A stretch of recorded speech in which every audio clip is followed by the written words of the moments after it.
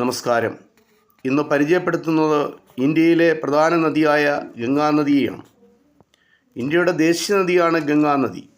ഭാരതീയ വിശ്വാസമനുസരിച്ച് ഗംഗ പുണ്യനദിയും ദേവിയുമാണ്.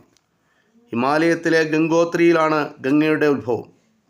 ബദരിനാഥിൽ നിന്നുദ്ഭവിക്കുന്ന അളകനന്ദ, ഗംഗോത്രിയിൽ നിന്നുദ്ഭവിക്കുന്ന ഭഗീരഥി എന്നീ രണ്ട് നദികൾ ചേർന്നാണ് ഗംഗാനദി രൂപം കൊള്ളുന്നത്. ഈ നദികൾ ഉത്തരാഖണ്ഡിലെ ദേവപ്രയാഗയിൽ വെച്ച് ഒന്നിച്ച് ഗംഗയായി മാറുന്നു. ഹിമാലയത്തിലൂടെ കിലോമീറ്ററുകൾ ഒഴുകി തീർത്ഥാടന കേന്ദ്രമായ ഹരിദ്വാറിലെത്തി ഗംഗാ സമതലത്തിലേക്ക് എത്തുന്ന ഗംഗ അവസാനം ബംഗ്ലാദേശിലൂടെ ഒഴുകിയാണ് ബംഗാൾ ഉൾക്കടലിൽ പതിക്കുന്നത്. ഇന്ത്യയിൽ ഉത്ഭവിക്കുന്നതിൽ ഏറ്റവും നീളം കൂടിയ നദിയാണ് ഗംഗാനദി. ഗംഗാനദിയുടെ നീളം 2525 കിലോമീറ്ററാണ്. ലോകത്തിൽ ഗംഗാനദിയുടെ സ്ഥാനം നീളത്തിൽ 39ാം സ്ഥാനമാണ്. ഏഷ്യാ ഭൂഖണ്ഡത്തിൽ ഗംഗാനദിയുടെ സ്ഥാനം നീളത്തിൽ 15ാമതാണ്. ഇന്ത്യയുടെ ആകെ ഭൂവിസ്തീർണത്തിൻ്റെ 27% ഗംഗാ സമതലമാണ്. ഏഷ്യയിൽ ഏറ്റവും കൂടുതൽ ആളുകൾ തിങ്ങിപ്പാർക്കുന്ന പ്രദേശമാണ് ഗംഗാ സമതലം. ഉത്തർപ്രദേശ്, ജാർഖണ്ഡ്, ഛത്തീസ്ഗഡ്, മധ്യപ്രദേശ്, ബീഹാർ, ജാർഖണ്ഡ്, പശ്ചിമ ബംഗാൾ, ഹരിയാന, ഹിമാചൽ പ്രദേശ്, രാജസ്ഥാൻ എന്നീ 10 സംസ്ഥാനങ്ങളിലായി ഗംഗാ സമതലം വ്യാപിച്ചു കിടക്കുന്നു.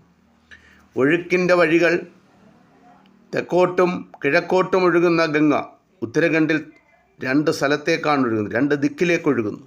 പശ്ചിമ ബംഗാളിൽ വെച്ച് 2ആയി പിരിയുന്നു. ഹൂഗ്ലി നദിയുടെ മറ്റൊരു പേരാണ് ആദിഗംഗ. പത്മ നദിയുമാണവ. ഹൂഗ്ലി ബംഗാളിലൂടെ ഒഴുകി ബംഗാൾ ഉൾക്കടലിൽ പതിക്കുന്നു. പത്മ നദി ബംഗ്ലാദേശിലൂടെ ഒഴുകി അത് ബംഗാൾ ഉൾക്കടലിൽ എത്തിച്ചേരുന്നു.